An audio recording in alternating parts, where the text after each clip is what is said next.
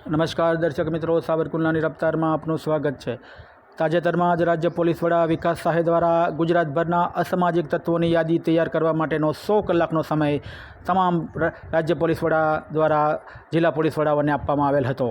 તેના સંદર્ભમાં આજ રોજ અમરેલી જિલ્લા પોલીસ અધિક્ષક શ્રી સંજય ખરાડ દ્વારા અમરેલી જિલ્લાની અંદર ગેરકાયદેસર ખનન માફિયાઓ, પ્રોહિબિટ બુટલેગરો, ગેરકાયદેસર બાંધકામ કરનારાઓ તેમજ અન્ય ઇસમો સામે કડકમાં કડક કાર્યવાહી કરવા માટે આવા 113 લોકોનું લિસ્ટ તૈયાર કરવામાં આવ્યું છે, જેની અંદર અવારનવાર ગુનાઓ આચરતા અમરેલી જિલ્લાની જનતાની અંદર ભયનું વાતાવરણ સર્જનાર અનેક લોકોનો સમાવેશ થઈ રહ્યો છે। ત્યારે આગામી દિવસોની અંદર આવા તત્વો સામે કડકમાં કડક કાર્યવાહી હાથ ધરવામાં આવશે તેવું જાણવા મળી રહ્યું છે।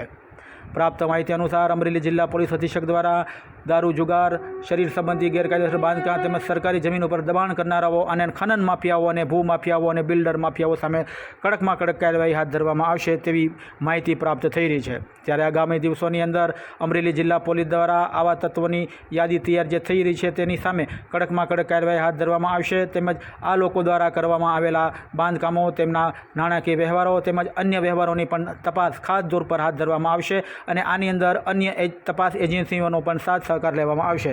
ત્યારે આગામી દિવસોની અંદર અમરેલી જિલ્લાની અંદર આવી પ્રવૃત્તિ કરતા તત્વો સામે કડકમાં કડક કાર્યવાહી હાથ ધરવામાં આવી રહ્યા હોવાનું પ્રાપ્ત માહિતીમાંથી જાણવા મળી રહ્યું છે।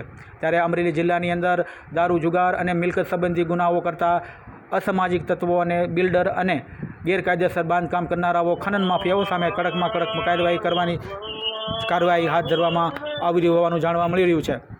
ત્યારે આગામી દિવસોની અંદર અમરેલી જિલ્લા પોલીસ આવા તત્વો સામે એક્શન મોડ ઉપર આવી અને કડકમાં કડક કાર્યવાહી હાથ ધરશે તેવું જાણવા મળી રહ્યું છે। Bureau report, Savarkundla રફતાર।